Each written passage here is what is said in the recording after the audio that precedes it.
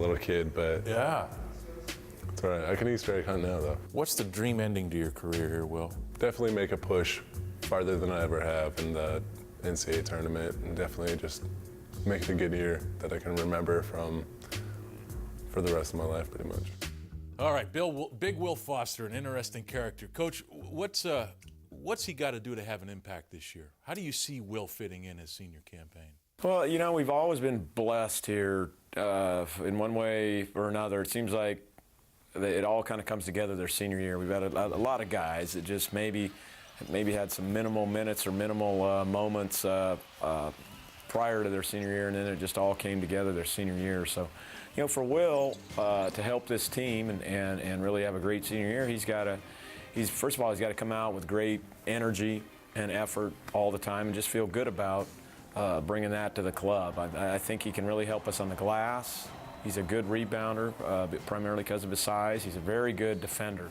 Well, he's really hard to score on in there. And he's messed with many a zag. I mean, I think that impacted Josh Heitfeld a lot. Yeah. Having to go against Will Foster every day in practice, it's certainly impacted Rob Zachary. Rob's just now kind of getting comfortable with it.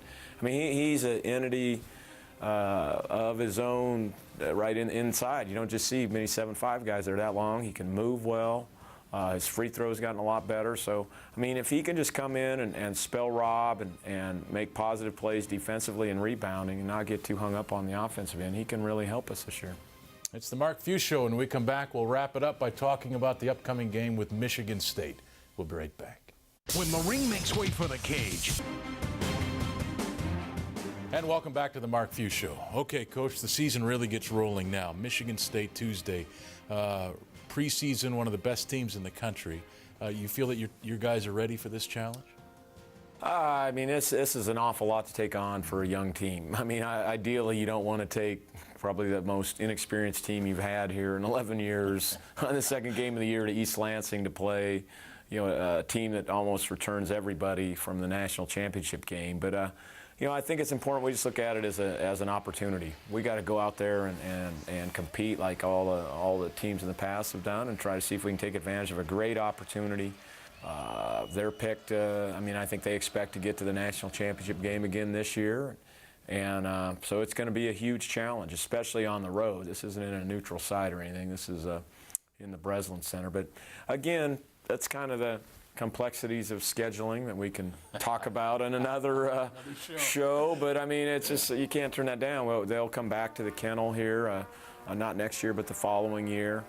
You know, it's obviously a national featured television game, which you just can't beat. And it's the kind of games that we play. We play these in the preseason. So our guys are looking forward to it. We just need to make sure we stay together and compete, because, you know, Michigan State, the one thing we talk about Michigan State, you start with toughness and just how physical and how tough they are and how they just come at you. And I think this group that we have, that's what I think is going to be our strengths with this group. So, you know, hopefully we can tee it up with them. And the way that Rob and Elias played tonight has to make you feel somewhat good about the physicality of this team being ready for what they're going to see Tuesday. Yeah.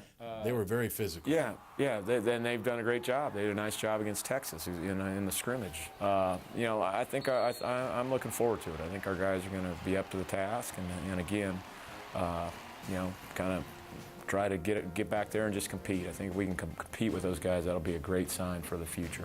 All right. This is the Mark Few Show. We'll wrap it up by taking a look at what's coming up next week. Have a great week, and we'll see you next Sunday. I played football all the way up to my sophomore year in high school. I love football. I wanted to quit my freshman year to concentrate on basketball, but my dad wouldn't let me because I was so good in football. So he didn't want me to put all my apples into one basket. So after I quit, I still had offers from schools like Arizona State.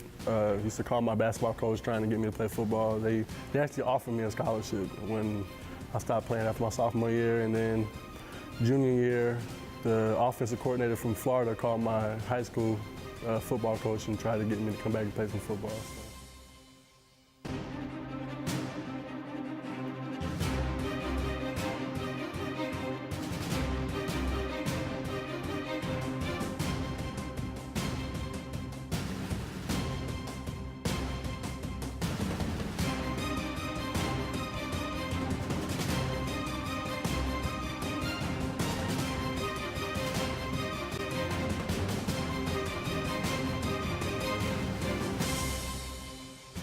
everyone. Welcome to the Mark Few Show. I'm Greg Heister with Coach. And Coach, we're several games into the season now, and I'm wondering, let's go back to Thanksgiving. Must have been a really relaxing day on the beach there in Maui for you after 3 big wins and a championship.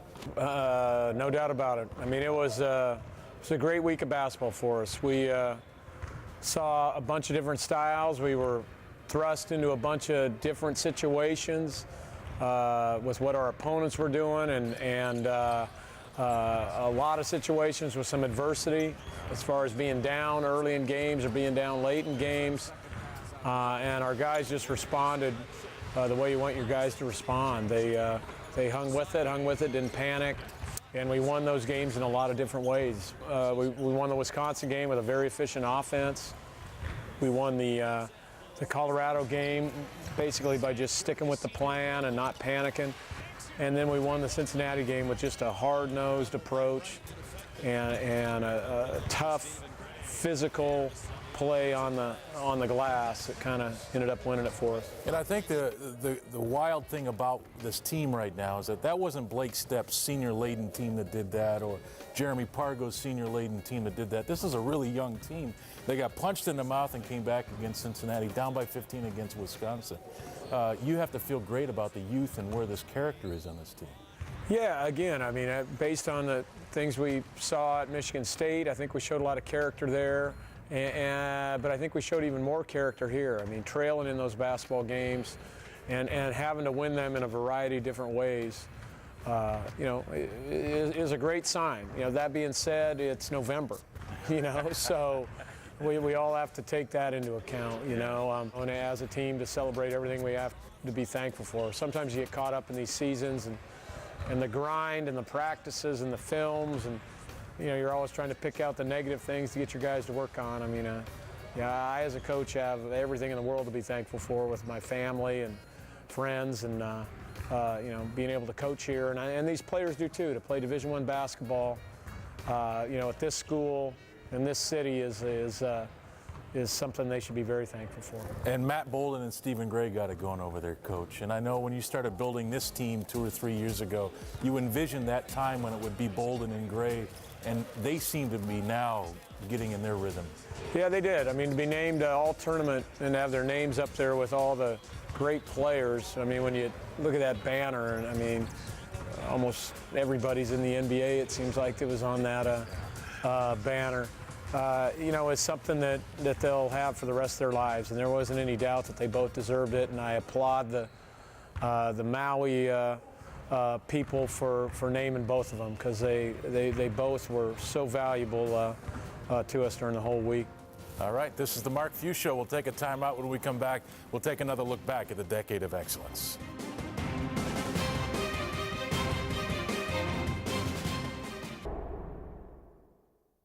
He was a mean dude when I first got to school. He was going to kind of show you the ropes forcefully, so to speak.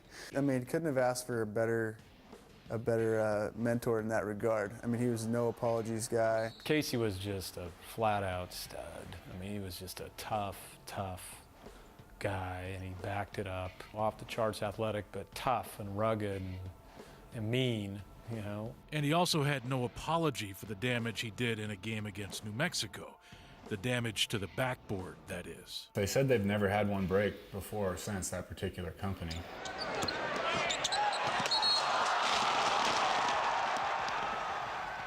It's a right equation of force and velocity and angle, or who knows, maybe there was a fault in it. I mean, you never know. So. Most of the glass fell on Gord, and he had to go shower it off. Glass is flying everywhere. We had a few players come off the court when we had to pick up some of the shards out of their bodies. But it's a shocking event when you see it. But it's kind of interesting. And the